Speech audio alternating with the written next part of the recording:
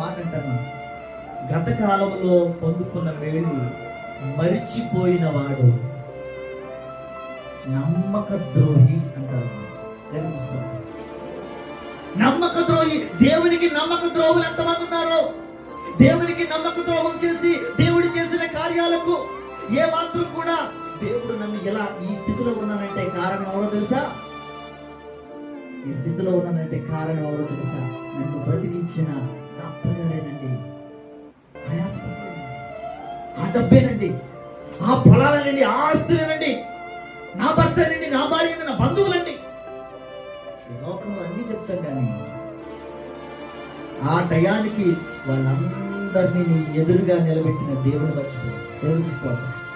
ఆ సమయానికి ఆ వైద్యుడిని, ఆ సమయానికి ఆ హాస్పిటల్ని, ఆ సమయానికి ఆ భర్త, ఆ సమయానికి ఆ బంధువుడు, ఆ సమయానికి ఆ ధనం అన్ని కూడా ఎదురుగా పెట్టింది దేవుని మర్చిపోయి దేవుని స్తోత్రం.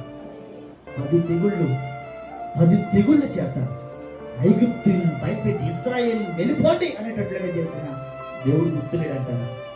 అంత మాత్రమే కాదు, ఎర్ర సముద్రంలో ఎవ్వరూ చేయలేని ప్రయాణం, ఎర్ర సముద్రంలో అగాధ జలముల మధ్య నడిపించినటువంటి దేవుడు 2 పాయలుగా చేసి అగాధ జలముల మధ్య సముద్రం మధ్యలో లక్షల మందిని నడిపించిన దేవుడు.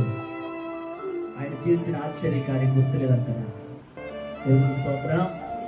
ఎర్ర సముద్రం పాయలు అవడం అంటే అది అసాధ్యం, చాలా భయంకరమైన పని. ఈ రోజున నీ గుండెని కోసి ఓపెన్ హార్ట్ సర్జరీ లాంటి భయంకరమైనటువంటి పరిస్థితుల నుండి దేవుడు నిన్ను కాపాడిన ఆ స్థితిగతులు గుర్తున్నాయా? ఒక్క చిన్న మాటకి భార్యాభర్తలు విడిపోయిన సందర్భం. ఒకవేళ వాళ్ళు విడిపోయితే పిల్లలు ఏమైపోతారు? అలాంటి స్థితిగతులను కూడా దేవుడు ఏం చేశాడు? ఈ రోజున సంతోషాన్ని ఇచ్చాడు. దేవుడికి స్తోత్రం. హల్లెలూయా. డాక్టర్లు అందరూ చెప్తున్నారు నీకు అన్నిటికీ నీకు గర్భఫలం రాదు అని చెప్పినా, మనుషులందరూ హేళన చేసిన దేవుడు అక్కడే భయపడొద్దు అని చెప్పిన ఆ దేవుడు, సంతానం కలిగజేసిన ఆ దేవుడు ఈరోజు గుర్తు రావట్లేదు.